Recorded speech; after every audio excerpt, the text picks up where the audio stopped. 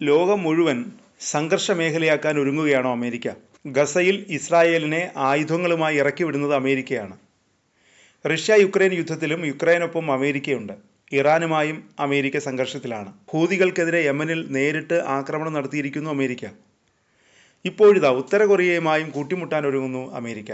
ഉത്തര Korean ഏകാധിപതി Kim Jong Un പൊതുവെ പ്രശ്നക്കാരനാണ്.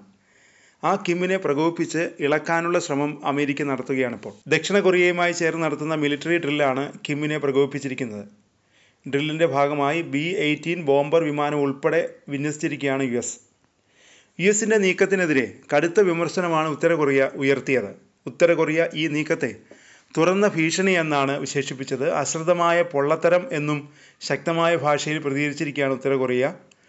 US ദക്ഷിണ Korea military ഡ്രില്ലിൻ്റെ ഭാഗമായാണ് B-18 ബോംബർ വിമാനം വിന്യസിച്ചതെന്നാണ് ദക്ഷിണ കൊറിയയുടെ വിശദീകരണം. സംയുക്ത ശക്തി പ്രകടനത്തിൻ്റെ ഭാഗമായി ബോംബറിനൊപ്പം യുദ്ധവിമാനങ്ങളും വിന്യസിച്ചിട്ടുണ്ടെന്നും ദക്ഷിണ കൊറിയയുടെ പ്രതിരോധ മന്ത്രാലയം അറിയിച്ചു. 2 ആഴ്ച നീണ്ടു നിൽക്കുന്ന ഫ്രീഡം ഫ്ലാഗ് എന്ന മിലിറ്ററി ഡ്രില്ലിന് മുന്നോടിയാണ് ഈ സൈനികാഭ്യാസം എന്നാണ് വിശദീകരണം. 5ാം തലമുറ സ്റ്റെൽത്ത് യുദ്ധവിമാനങ്ങൾ പ്രദർശിപ്പിക്കുന്ന മിലിറ്ററി ഡ്രില്ലാണ് ഫ്രീഡം ഫ്ലാഗ്. US-ന്റെ സൈനിക നീക്കം രാജ്യത്തിൻ്റെ സുരക്ഷയ്ക്ക് നേരെയുള്ള തുറന്ന ഭീഷണിയാണെന്നും ഉത്തര കൊറിയ പ്രസ്താവനയിൽ അറിയിച്ചു. എന്നാൽ ഉത്തര കൊറിയയുടെ ആരോപണങ്ങളെ ദക്ഷിണ കൊറിയ തള്ളിയിട്ടുണ്ട്. സൈനികാഭ്യാസം പ്രതിരോധം മാത്രം ഉദ്ദേശിച്ചിട്ടുള്ളതാണെന്നാണ് ദക്ഷിണ കൊറിയയുടെ അവകാശവാദം.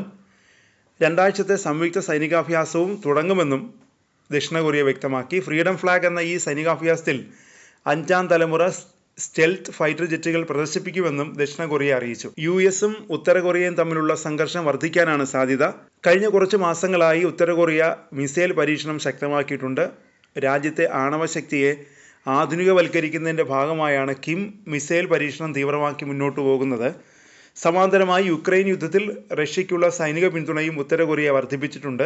റഷ്യയ്ക്ക് വേണ്ടി ആയുധങ്ങൾ മാത്രമല്ല സൈനികരെയും ഉത്തര കൊറിയ നൽകുന്നുണ്ട്. അതിനിടെ വൻ സൈനിക ശക്തിയായി ഉയർന്നു വരികയാണ് ഏകാധിപതി കിം ജോങ് ഉന്നിൻ്റെ നേതൃത്വത്തിൽ ഉത്തര കൊറിയ.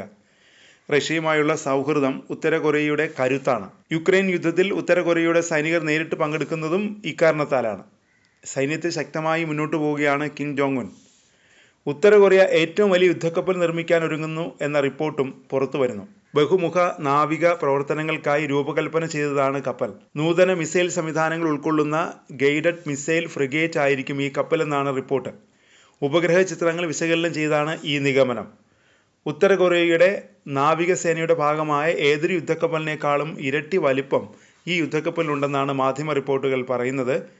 കിം ജോങ് ഉൻ സൈനിക നവീകരണ പ്രവർത്തനങ്ങൾ നടത്തുകയാണ്. അതിൻ്റെ ഭാഗമായാണ് ഇത്രയും വലിയ യുദ്ധക്കപ്പൽ നിർമ്മിക്കുന്നതെന്നാണ് റിപ്പോർട്ടുകളിൽ പറയുന്നത്. ഗൈഡഡ് മിസൈൽ ഫ്രിഗേറ്റിന് ഏകദേശം 140 മീറ്റർ, അതായത് 459 അടി നീളമുണ്ടെന്നാണ് പ്രതിരോധ വിദഗ്ധർ പറയുന്നത്. ഉത്തര കൊറിയയിൽ നിർമ്മിക്കുന്ന ഏറ്റവും വലിയ യുദ്ധക്കപ്പലാണിതെന്നും വിദഗ്ധർ ചൂണ്ടിക്കാട്ടുന്നു. യുദ്ധക്കപ്പലിൻ്റെ സവിശേഷതകളെക്കുറിച്ചുള്ള വിവരങ്ങളും പുറത്തു വരുന്നുണ്ട്. മിസൈലുകൾ വിക്ഷേപിക്കുന്നതിനായി വെർട്ടിക്കൽ ലോഞ്ച് സിസ്റ്റംസ് ആണ് യുദ്ധക്കപ്പലിൽ സജ്ജീകരിക്കുന്നത്. Antiship, air defence, land attack cruise മിസൈലുകൾ ഉൾപ്പെടെ 50-ലധികം മിസൈലുകൾ വഹിക്കാനുള്ള ശേഷി കപ്പലിനുണ്ടെന്നും റിപ്പോർട്ടുകൾ പറയുന്നു. ഈ കപ്പൽ നിർമ്മിക്കാൻ തടസ്സങ്ങളൊന്നും ഉത്തര കൊറിയയ്ക്ക് മുന്നിലില്ലെന്നാണ് CNN റിപ്പോർട്ട് ചെയ്യുന്നത്. US-ന്റെ ഉപരോധമുള്ളതിനാൽ ആയുധങ്ങൾ വികസിപ്പിച്ചെടുക്കുന്നതിനുള്ള സാങ്കേതിക വിദ്യയും നിർമ്മാണ സാമഗ്രികളും ലഭിക്കുന്നതിന് തടസ്സമുണ്ട്. എന്നാൽ റഷ്യയുമായുള്ള ബന്ധം ഈ തടസ്സങ്ങളെ മറികടക്കാൻ ഉത്തര കൊറിയയെ സഹായിക്കുമെന്നും CNN-ന്റെ റിപ്പോർട്ടിൽ പറയുന്നു. ജനുവരിയിൽ ഉത്തര കൊറിയ ഹൈപ്പർസോണിക് മിസൈൽ വിജയകരമായി പരീക്ഷിച്ചിരുന്നു. ആ റിപ്പോർട്ട് ശരിയാണെങ്കിൽ ഈ കപ്പൽ കൂടി വരുമ്പോൾ മേഖലയിൽ ഒരു ഗെയിം ചേഞ്ചിങ് ഇമ്പാക്റ്റ് ഉണ്ടാകുമെന്നാണ് ഒരു മുൻ നാവികോദ്യോഗസ്ഥനെ ഉദ്ധരിച്ച് CNN റിപ്പോർട്ട് ചെയ്യുന്നത്.